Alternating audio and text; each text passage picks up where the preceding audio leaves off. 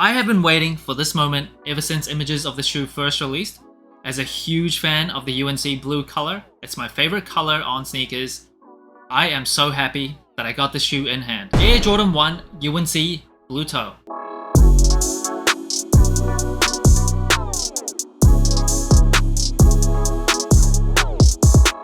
Now this shoe is dropping on June 22nd in the United States for $180.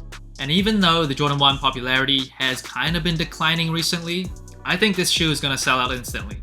I think this is one of the most popular and more hyped releases of this year. So if you want this shoe and you don't want to go the reseller route, my best of luck to you, truly. I think it's going to be hard to get. And it also kind of looks like the Jordan 1 UNC that came out in 2021 that had the nubuck overlays. I prefer just leather over the nubuck leather. And the color compared to the Obsidian, I just prefer this color a bit more.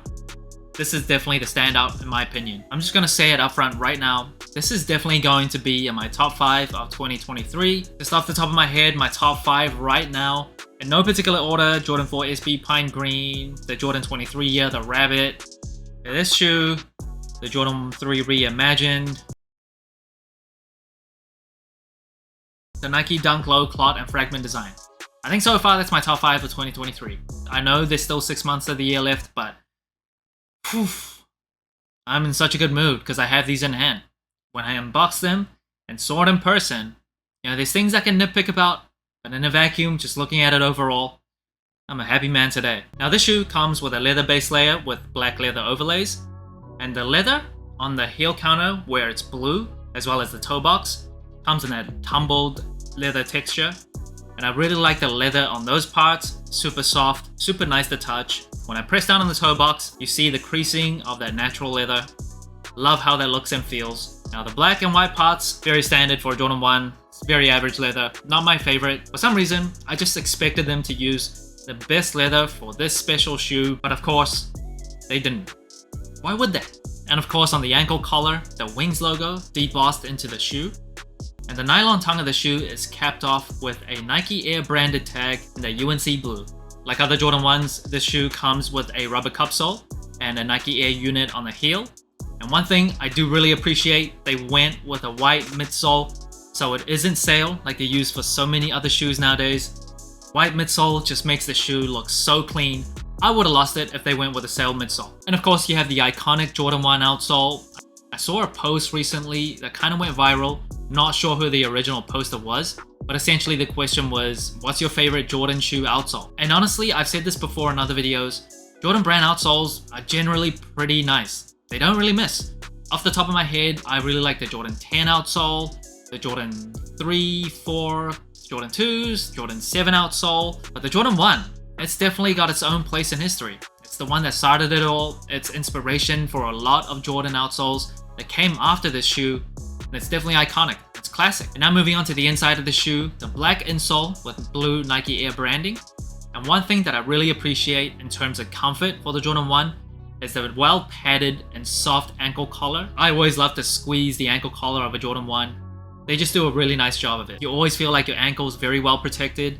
It doesn't like scrape uncomfortably against your ankles. As for the insole itself, and I'll have more to say on comfort later, generic. The cushioning on the shoe, it's just pretty subpar. Now this shoe does come with extra laces. It does come with that UNC blue color. Now despite me loving the UNC color, I think I'm going with the black default laces. I think for whatever reason, just the way it's presented out of the box, it's just perfect. I wouldn't change a thing about this shoe. Box of the shoe, very standard Air Jordan 1 box. I was kind of hoping that they would give us a super special box, but of course, it just came with a regular Nike Air Jordan 1 box, obviously in the UNC blue.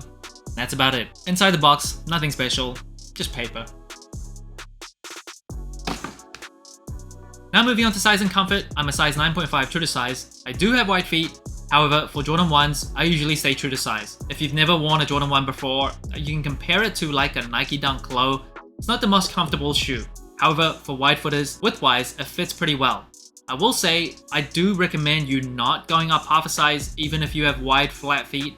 I've done that a bunch for Jordan 1s, and I found that the toe box creasing, it just creases really unnaturally. It looks ugly. There's just a lot of wiggle room. I recommend you staying true to size, even if you have wide feet. And if you don't have wide feet, I still recommend going through the size. Now comfort wise, like I alluded to earlier, a Nike Air unit on the heel, the generic insoles don't really help. Rubber cup sole, it's an old shoe. You can't expect too much out of comfort for the Jordan 1s. Now I've seen some people recently say, the Jordan 1s are fine, why are people complaining? I get what they're trying to say is that the Jordan 1 in a vacuum, if you had to wear it all day and if you had to wear it often, it works. It's such a nice looking shoe, why wouldn't you? However, if you're being objective, relative to a lot of other modern day shoes, there's so many options that are more comfortable than the Jordan 1. This just pales in comparison. You feel so close to the ground, it feels like your feet are just kind of walking on a wooden plank. It's just not the most comfortable shoe. It feels kind of stiff. It's not the lightest shoe, and I really believe this shoe is still so popular nowadays, not because of its comfort, it's in spite of its comfort. And that brings the total sole score to 16 out of 25, actually average out of all the other general release shoes that I've reviewed. And if you want to know the sole score for every shoe that I have reviewed, just go to soleinclined.com and it's all there. Now this is one of those cases where the sole score does not accurately represent my feelings towards this shoe. Obviously the sole score looks at each metric in a vacuum, it removes all other factors, and especially the intangible quality of a shoe. So the 16 out of 25 does not reflect how I feel about this shoe. Colorway wise, I think it's perfect. The color blocking, the colors used on the shoe, as a huge fan of the UNC blue, there's nothing more I have to say. Flawless. Material wise, it's a Jordan 1. I like the material, I like the leather on the toe box, as well as the heel counter, the tumbled leather texture.